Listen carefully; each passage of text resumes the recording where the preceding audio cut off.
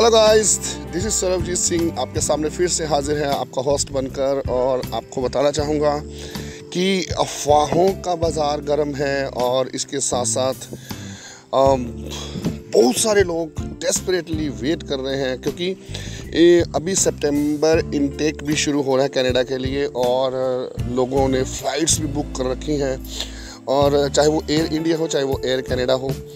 लेकिन किसी को भी ये श्योर नहीं है कि एक्चुअल में होगा क्या, बैन आगे जाएगा या बैन हट जाएगा, या 21 जुलाई से फ़्लाइट्स जाएंगी या आगे और एक्सटेंड होगी। ये सारी असमंजस की स्थिति है दोस्तों, और मैं समझ सकता हूँ सभी की इस समय जो प्रॉब्लम है वो क्या है कि they want to continue their study, they want to go to abroad as soon as possible.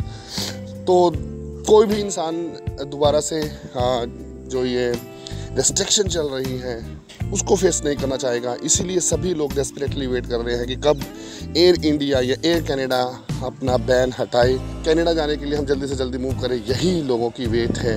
इसी वेट के दौरान लोग बहुत सारी गलतियां भी कर रहे हैं, बहुत सारी कन्फ्यूज़न भी उनको क्रिएट हो चुकी है। और सबसे बड़ी बात है कि कन्फ्यूज़न उन लोगों की तरफ से है जो अथॉरिटीज़ हैं।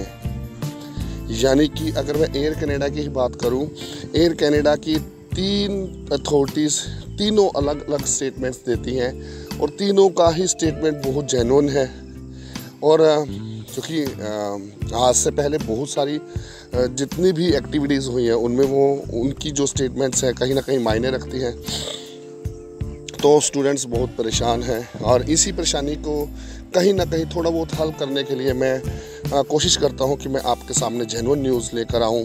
और क्योंकि खबर सच्ची है तो ही अच्छी है, यही हमारा मोटो है। और इसी मोटो के अनुसार मैं आप लोगों के सामने फिर थोड़े से केस स्टडी आपके सामने रखता हूं। ये देखिए दोस्तों, ये वो न्यूज़ है जो एक्साइटिंग लगती है, यानी कि दिल करता है इस न्यूज़ के ऊपर जो है अपना दिल हार जाएं, दिल वार दें हम लोग इस न्यूज़ के ऊपर। लेकिन जैसे ही मैं इस न्यूज़ पर आता हूँ तो ये देखिए, still there are some confusion कि अभी होने क्या वाला है। यानी कि कहीं पे तो 21 जुलाई तक बैन की बात होती है, कहीं पे 31 जुलाई की बात आ जाती है, और कहीं पे अगस्त का ये पैटर्न शुरू हो जाता है। तो दोस्तों, ये सब न्यूज़ ने इस समय दिमागी तौर पर जो परेशानियां पैदा की हुई हैं, उन परेशानियों का हल कहीं पे भी नहीं है। उन परेशानियों का हल है पेशेंस। हम लोगों को समझना चाहिए कि ये सिलसिलावार जो घटनाएं हो रही हैं ये क्यों हो रही हैं, इसके पीछे रीज़न क्या है। दोस्तों, इसके पीछे रीज़न है कि एयर कनाडा की जो जितनी भी इंफॉर्मेशन है वो ऑथेंटिक मानी जाती है। और एयर कनाडा क्योंकि कनाडा से ऑपरेट होती है फ़्लाइट, इसलिए कनाडा के रूल्स जल्दी उनको पता चलता है, और उसके बाद इंडिया के अंदर एयर इंडिया इसे बाद में अप्लाई करती है। और कल भी मैंने कहा था कि एयर इंडिया इस समय किसी को भी सही तरीके से जवाब देने में असमर्थ है, क्योंकि उन्हें खुद नहीं पता कि क्या होने वाला है।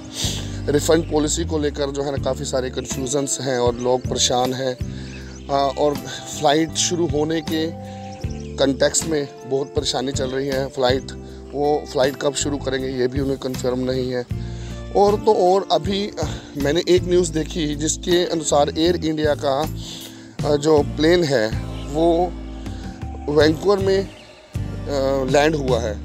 यानी कि ये बहुत बड़ी न्यूज़ है यार कि अगर एयर इंडिया लैंड हुई है वहाँ पर, खाली तो कहीं नहीं होगी। तो इसका मतलब ये है कहीं ना कहीं ये भी खबर अपने आप में सच्ची है, कि ये भी कहीं ना कहीं हमें चीरअप करती है कि चलो यार, शुरुआत तो हुई।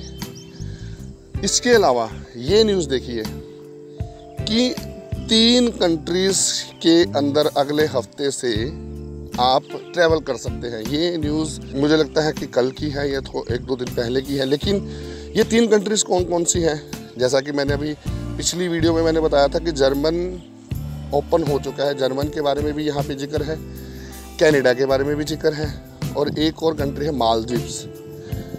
उन्होंने भी इंटरनेशनल फ्लाइट्स के लिए इंडिया को ओपन कर दिया है। इसके अलावा दोस्तों बहुत सारी खबरें इधर उधर से हमारे पास आती रहती हैं। और इसके अलावा एक और न्यूज़ मेरे सामने आती है। WHO ने ये न्यूज़ अभी पब्लिश की है 1-2 दिन पहले कि डेल्टा वेरिएंट बड़ी तेज़ी से बढ़ रहा है और इसके बढ़ने से लॉकडाउन की स्थिति फिर से दोबारा से आ सकती है।